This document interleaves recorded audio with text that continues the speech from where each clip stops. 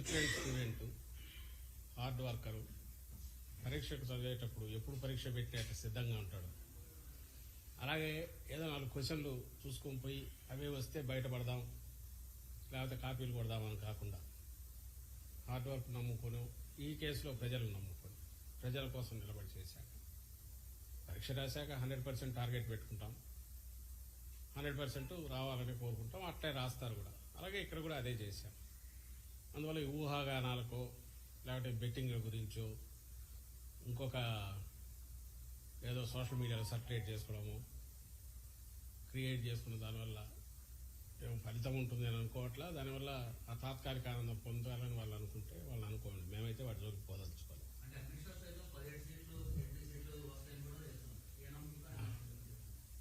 బహుశా బీజేపీ వాళ్ళు ఎవరు మాట్లాడినా, ఇంక్లూడింగ్ ఆయన అమిత్ షా గారితో సహా, ఈ మనది 4th ఫేజ్లో జరిగింది, 7 phases.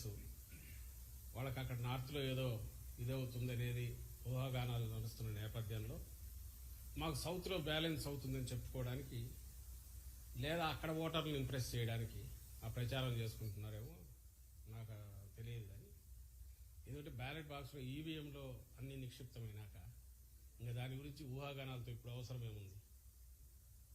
ఆయన ఆ మాట అంటున్నాడంటే బహుశా ఈ 3 ఫేజుల మీద దాని ఇంపాక్ట్ ఇన్ఫ్లుయెన్స్ ఉంటుందని ఆయన కానీ ప్రధాని కానీ అనుకుంటుండొచ్చు, లేదా ఆ పార్టీ నాయకులు అనుకోవచ్చు. కూటమిలో ఉన్నారు కాబట్టి ఇక్కడ మేము వస్తాము, ఇక్కడ ఇన్ని సీట్లు వస్తున్నాయంటే మిగిలిన చోట్ల ఓటర్ కూడా ఎలాగో వీళ్ళే గెలుస్తారు, బీజేపీ కూటమి వస్తుంది, ఎన్డీఏ కూటమి వస్తుంది అని అనుకుని అక్కడ కూడా ఓట్లు వేస్తారని వాళ్ళ ఆశ కావచ్చు. అంతే తప్ప దానికి అంతకుమించి పెద్ద వాల్యూ ఉండదని నేను అనుకోను.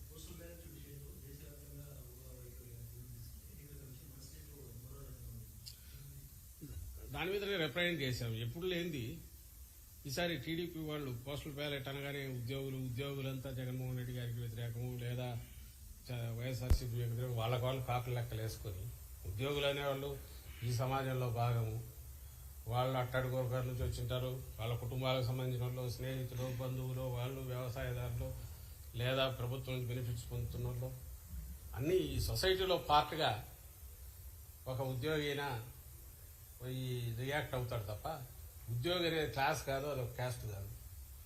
అయినా సరే వాళ్ళు ఒకటి ఇమేజ్ క్రియేట్ చేసుకుని ఉద్యోగులంతా దీనికి వ్యతిరేకంగా కాబట్టి పోస్టల్ బ్యాలెట్లో ఏదో చేస్తారు. దానికి తగినట్టు గతంలో ఎప్పుడు లేదు, బహుశా ఏ పార్టీ కూడా అడగదు. ఆ బ్యాలెట్ అనేది ఉంటే చాలు, మిగిలిన ఏది అక్కర్లేదంటూ కూడా ఈ మధ్య రిప్రజెంటేషన్లు ఇచ్చినట్టున్నారు ఆ ఆశతో.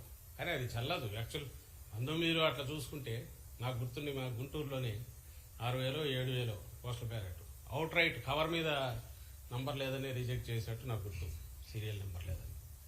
అట్లా కూడా చేశారు. ఈసారి ఏమో ఏది వద్దని వాళ్ళే అడుగుతున్నారు.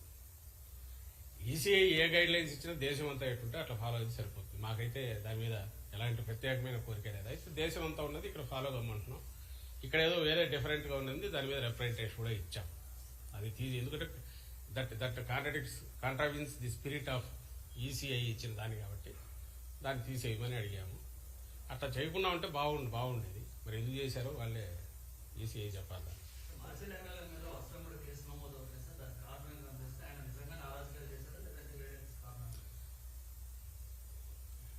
ఇప్పుడు మీరు గమనిస్తే గత 10-15 రోజులుగా అసలు అక్కడ ఏం జరుగుతుంది మాచర్ల అంటే మాచర్ల సెంట్రిక్ గానే మొత్తం ఎల్లో మీడియా కానీ, ఆ పార్టీ కానీ, టీడీపీ కానీ నడుపుతున్నారు, ఒక ఎమ్మెల్యే టార్గెట్గా పెట్టుకొని. ఈ నేపథ్యంలో 2 చెప్పారు. ఒకటి, ఎన్నికల కమిషన్ అనేది ఏదైతే అంపైరింగ్ రోల్ చేయాలనో ఇక్కడ ఒక నిష్పక్షపాతంగా అటు ఇటు సైడ్ తీసుకోకుండా చేస్తాదనే మా ఆశ, చేయాలనే మా కోరిక. అందుకోసం ఎప్పుడైతే ఎన్నికల కోడ్ వచ్చినప్పటి దగ్గర నుంచి కూడా మీరు గమనిస్తే మా పార్టీ కానీ అధికారంలో ఉన్నప్పటికీ ముఖ్యమంత్రి గారితో సహా డిస్టెన్స్ అయ్యాం అక్కడికక్కడ. అలాగే ఏ నిర్ణయం తీసుకున్నా కూడా ఇద్దరికి సమానంగా ఉండే రకంగా ఏది తీసుకుంటున్నా కరెక్ట్ అనుకుంటున్నాం. కానీ దురదృష్టవశాత్తు ఈ ఎన్డీఏని కూటమి ఫామ్ అయినప్పటి నుంచి, ఆ తర్వాత పైన ఎక్కడైతే సెంటర్లో బీజేపీ ఉన్నదో అంత పొత్తు పెట్టుకున్నప్పటి నుంచి ఎన్నికల కమిషన్కు బాబు దోమపోట్లాగా బాబు కాటో లేకపోతే బాబు వైరస్ ఏదో సోకినట్టుంది, ఇన్ఫెక్షన్ వచ్చిందేమో అని అనిపిస్తుంది. అది ఎంతవరకు పోయిందంటే ముందు అనుమానంగా ఉండేది, ఇప్పుడు నిజమని కూడా అనిపించే రకంగా ఎన్నికల కమిషన్ వ్యవహరిస్తున్న తీరు. ఇప్పుడు ఆల్ ప్రాక్టికల్ పర్పసెస్ ప్రభుత్వాన్ని ఎవరు నడుపుతున్నారంటే ఎన్నికల కమిషన్ నడుపుతోంది. ఆ ఆంధ్రప్రదేశ్ ప్రభుత్వాన్ని కాదు, ఎక్కడైనా సరే. అది ఎంత జోక్యం చేసుకుంటోంది ఇప్పుడంటే, ఇప్పుడు మీరన్న ఈ కేసుకు సంబంధించి మాచర్ల కేసులో కూడా అది కనిపిస్తుంది. అక్కడ ఆ రోజు ఈవీఎం జరిగిన సంఘటన ఏదైతే ఉందో దాని మీద మీరు పోవడానికి అసలు ఆ వీడియో ఎక్కడి నుంచి వచ్చింది దాని లేదు. అలాంటి వీడియోలు మిగిలినవి ఎందుకు రిలీజ్ చేయాలంటే వాటిని రిలీజ్ చేయాలి ఎలక్షన్ కమిషన్. నువ్వు నిష్పక్షపాతంగా వ్యవహరిస్తున్నావు అంటే ఎక్కడెక్కడ ఈవీఎంలు డ్యామేజ్ అయినా ఉన్నాయో అవన్నీ బయట పెట్టాలి. బయట పెడుతూ దానికి ముందు తర్వాత జరిగినవి ప్రెమిసెస్లో ఏం జరిగిందో కూడా బయటకు రావాలి. అది ఎందుకు చేయట్లా?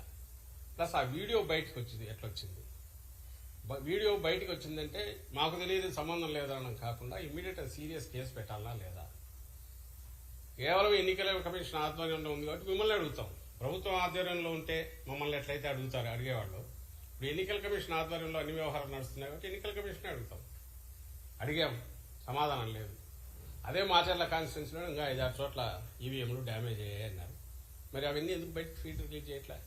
ఇదే పాల్వాయి గేట్ ఎక్కడ అంటున్నారో బయట వీడియోలు మేము చూపించాము, ఎన్నికల కమిషన్కి ఇచ్చాము. ప్రెమిసెస్లో అడ్డంగా కొడుతున్నారు న్యూట్రల్ ఓటర్స్ కానీ వైఎస్ఆర్